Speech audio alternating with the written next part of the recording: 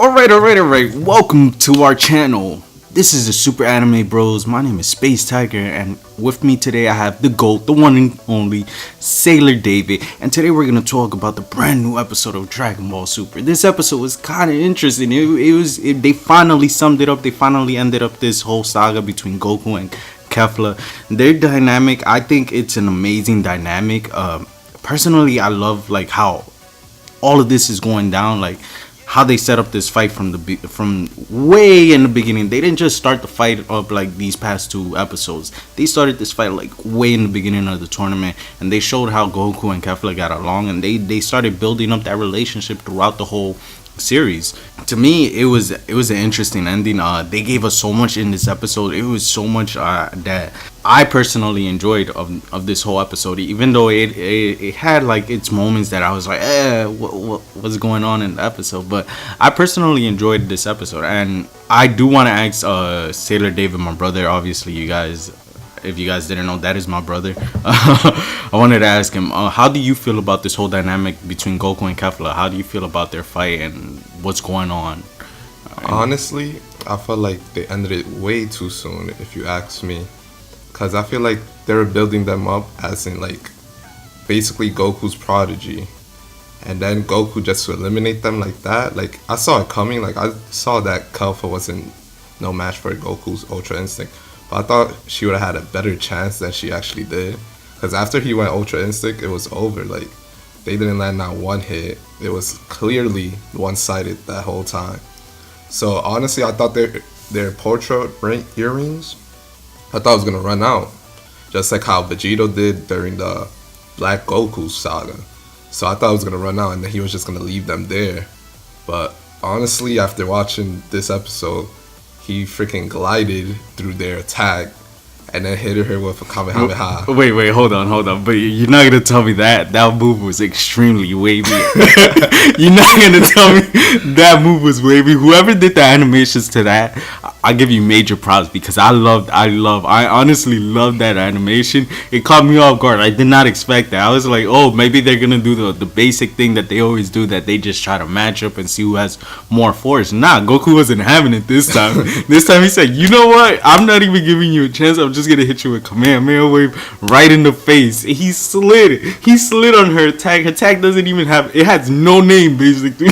He was like, your attack is worthless to me. He said, yo, I'm gonna hit you in the face and that's it. But to touch up on what you were saying, yeah, she's supposed to be her prodigy or whatever, but if you think about it, she just learned Super Saiyan. She just learned how to transform into Super Saiyan. So she's learning all of this on the go. It's like it hasn't been years of training. She's been doing this for a couple of minutes, because this tournament, I don't remember how long it is. It's supposed to be like 30 minutes or something, or 45 minutes or something like that. Some short amount of time. And she's learned how to go Super Saiyan and Super Saiyan 2. So it's like, okay, you can't knock her. Like, obviously Goku's been training for years and years and years. Goku's died like 10 times. Goku's saved the world a couple times. And he's like freaking killed himself in every way possible. So Kefla, I think she did an amazing job. Like, for her to even stand up to God mode in Super Saiyan 2 and dominate him in Super Saiyan 2 only is crazy. It speaks a bunch about her character. I think like later down the road, when she does do more training, if they keep her around in the show, which they most likely will, because Japanese shows tend to not kill off their characters. I don't know why they don't just completely kill them off. But yeah, like I was saying, if they keep her around, I think their dynamic is going to be pretty interesting. I do like you don't like it what went down, but I do like what went down. I personally think it was awesome, because obviously she's not gonna beat Goku. Goku's been training for years. Yeah, but that's the thing. See, I'm not saying that I didn't like it. I'm just saying that it was confusing that she said, because she did say she went Super Saiyan 2, but like she did fuse with KO, and she doesn't really have a Super Saiyan like any level. All she has is like Berserk, because she's a legendary Saiyan. She's portraying herself, well, not portraying, they're portraying her as Broly's, like, basically Universe 6 is Broly, even though they never met him before. Still, it's like her Super Saiyan is different. So when she said she was going Super Saiyan 2, I was more confused. I was like, wouldn't that be more like her going like Berserk or something like that? But what you said does make more sense than what I was thinking, to be honest. Nah, I mean you do have a point, but let's wrap this section up. Let's talk about the next most important thing that went down. The whole episode was wrapped around Ultra Instinct. Even though they were doing this whole fighting, they were breaking down Ultra Instinct like bit by bit to us, and I thought it was pretty interesting, the whole concept of Ultra Instinct. Wiz was explaining how it actually works and how it was affecting Goku in his fight. Basically, what Ultra Instinct is, Goku's not even thinking. He's literally not thinking. He's just letting his body move.